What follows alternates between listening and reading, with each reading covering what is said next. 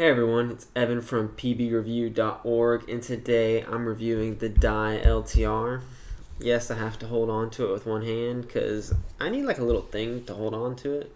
I'll eventually get something like that.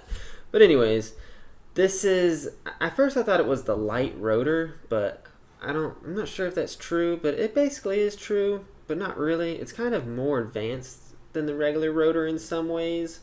Takes away a few of the features that you don't really need anyways, like I think the little see-through panel so you can see how much paint is in your loader. I mean, not really needed. The advantage of the LTR over the original rotor is it has the same internal rotor platform as the R2, whereas the original rotor has its rotor platform, the original one. I believe the LTR is also more battery efficient than the original rotor.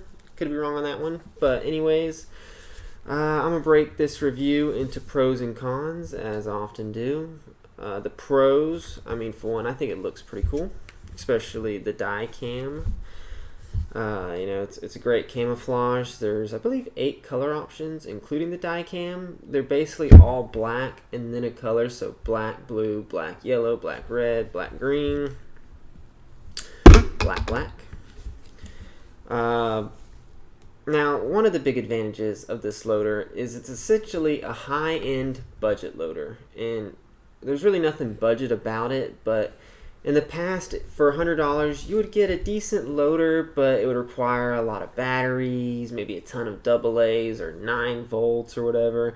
It would require like a Phillips head screwdriver to work on. It would just be a pain, There would be parts of it where it just got annoying.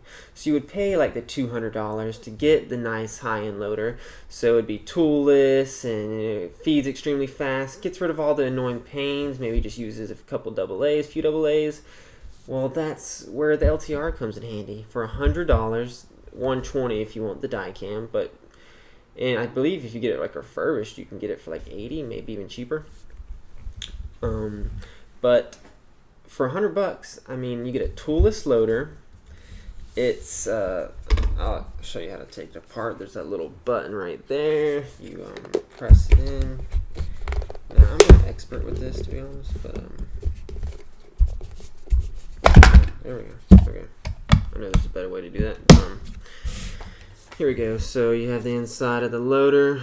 Let's see if I can get it there. It's not much to it. That little end piece, you pop it forward, comes out. You have 2 little red things there. I'm not sure what to call those, little knobs. Pull them back. Take that out. Here's the rotor, the actual rotor itself. I like to think of it as kind of like the wishing well things from the mall where you put the coin and it goes down. It's kind of like that, except the paintball goes in and this spins and it catches the paintball and it pushes it down.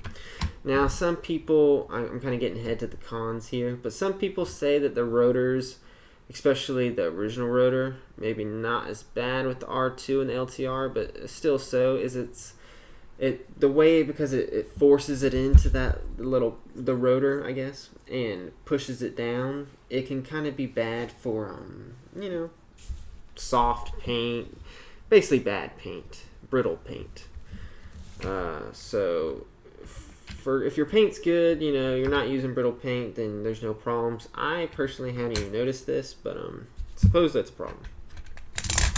Here's the pieces. There's not much to it. As I said before, 3 AA batteries. It's pretty simple. Now, another cool feature with this loader is it has a black ops mode, a black ops mode, and you could basically, this is why I love it, because I play woods ball and sometimes you play at night. In the past, I've played with guns and loaders that you just could not get rid of the blinking, flashing light on your gun or your loader.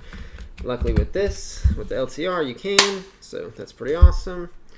And putting this thing together is super simple. Nothing to it. I'm not even good at it, I do it every once in a while, but not too often. Push that piece back, push that piece back. Boom, you put this in. I mean, once you're experienced with this, you can do it way faster. It's basically a little spring ramp here. Nothing fancy. This loader feeds up to 30 plus balls a second. I mean, it's one of the fastest feeding loaders around. Maybe the fastest. I don't know. Let's see, what else is there to mention? Okay, now the differences between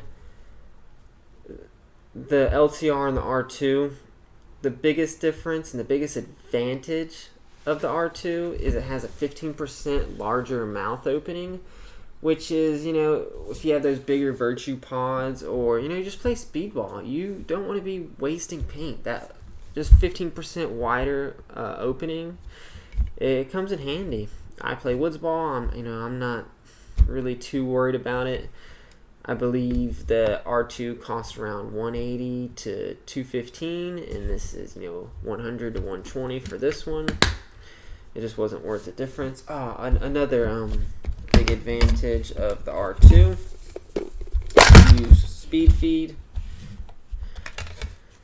They have with the LTR, you have to take out all these screws and take out this little piece right here or whatever. I haven't done it myself, but it's a little more complicated if you want to use the speed feed. Of course, once it's in, but for the R2, it's just like you just pinch this and take it out and put the speed feed in. Super easy. Let's see, what else is there to mention? I mean, it's extremely reliable. If you want, head over to my website. Just type in pbreview.ltr in Google, and it'll take you to my site, pbreview.org.